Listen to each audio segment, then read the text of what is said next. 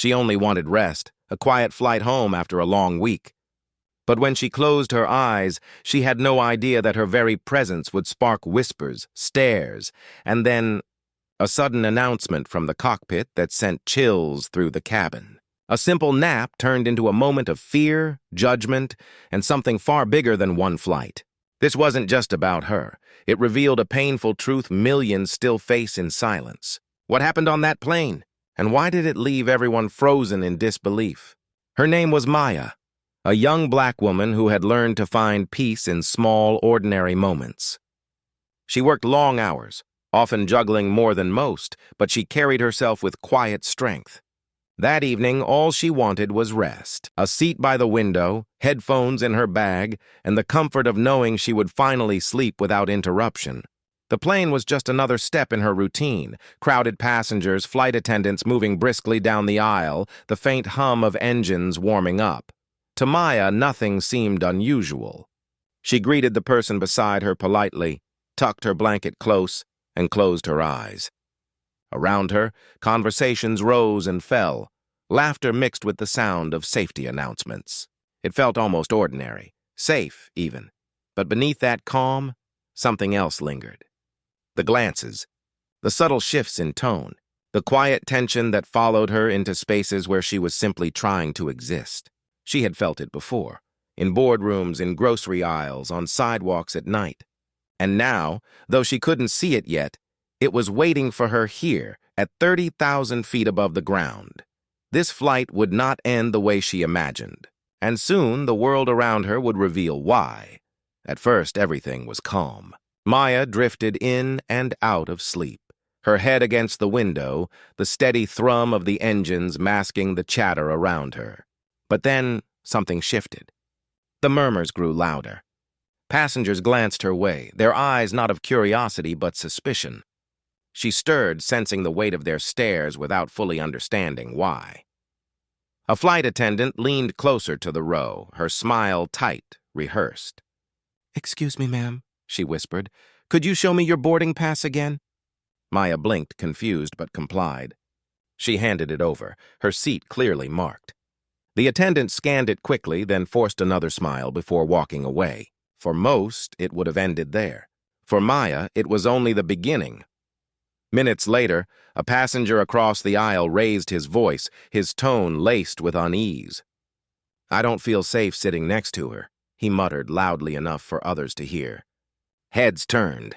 The words spread like wildfire, unchecked, until the hum of the cabin became charged with tension. Maya's chest tightened. She hadn't spoken a word to anyone.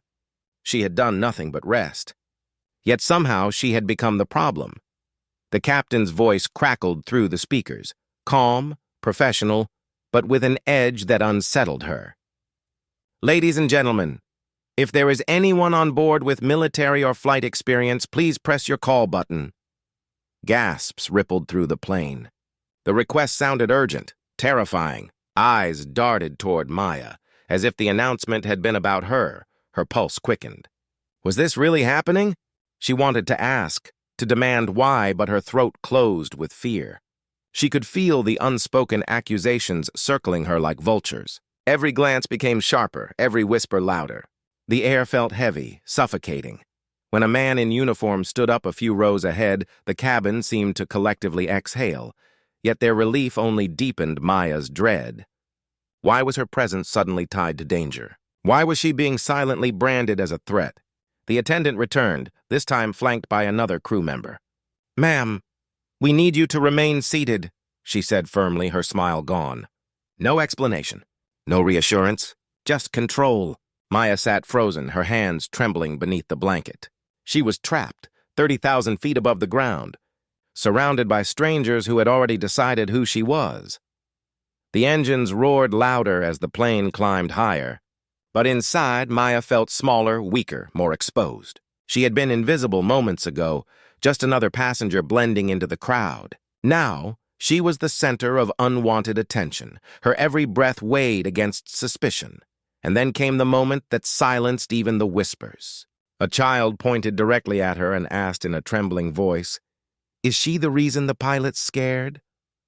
The words hung in the air like a blade. And with them, Maya's quiet flight home became something far more terrifying than she could ever have imagined. The cabin had gone silent. Dozens of eyes fixed on her, their stares heavy with judgment she had not earned. Maya's heart pounded against her ribs, each beat echoing the same thought. Why me? She tried to steady her breathing, but the fear rising in her chest felt suffocating. A flight attendant stepped closer, her voice sharp, controlled. "Ma'am, you need to stay calm. Do not move." The words weren't instructions. They were warnings, spoken as if Maya were a threat. She opened her mouth to protest, to explain she had done nothing, but her voice cracked under the weight of disbelief. The uniformed passenger, hailed as a protector only minutes ago, stood in the aisle, positioned between Maya and the rest of the plane. He didn't speak. He didn't need to. His presence alone painted her as dangerous. Mothers pulled their children closer. Strangers shifted uneasily, as though her existence alone justified their fear. Maya's hands trembled uncontrollably. Her crime? Closing her eyes, resting her head on the glass. But here, at 30,000 feet, she was no longer a woman returning home. She had been turned into a symbol of suspicion. Her gaze darted toward the captain's door, still sealed shut. The announcement replayed in her head like thunder. "Any fighter pilot on board?" And with it, the realization struck. Her life could be rewritten in an instant, not by her actions, but by their assumptions. She wanted to scream, to make them see her humanity. But fear held her tongue. In that moment, Maya understood a chilling truth. Survival wasn't about what she did, but how little room she had for a single mistake. And as the plane sliced through the sky, one thought echoed louder than the engines themselves. Would she make it home alive? Eventually, the tension eased. Not because Maya had done anything to prove herself, but because the plane kept flying without incident. The whispers faded. The crew stepped back, and the passengers returned to their books, their headphones, their quiet conversations. For them, it was over, just another flight. But for Maya, it would never be just another flight again. The humiliation of being singled out, the fear of sitting still while strangers painted her as dangerous, and the silence that trapped her from defending herself. All of it stayed. When the plane touched down, she walked off with her head high, but her heart carried a weight invisible to anyone else. This is the cruelty of racism. It doesn't always end in violence, but it leaves scars that are just as deep. It steals peace from the ordinary, turning rest into fear, routine into trauma. And the most painful part? Maya's story is not unique. It echoes across airports, classrooms, offices, and streets every single day. One flight, one woman, yet within it lies a truth too many live with, being judged not for actions, but for skin. And until that changes, moments like this will continue to play out, in silence, in shadows, in places where justice should never be in question. So the question remains, how many more ordinary moments must be stolen before we decide enough is enough? How many more lives will carry the quiet burden of being feared, dismissed, or dehumanized for nothing more than existing? This wasn't just Maya's flight.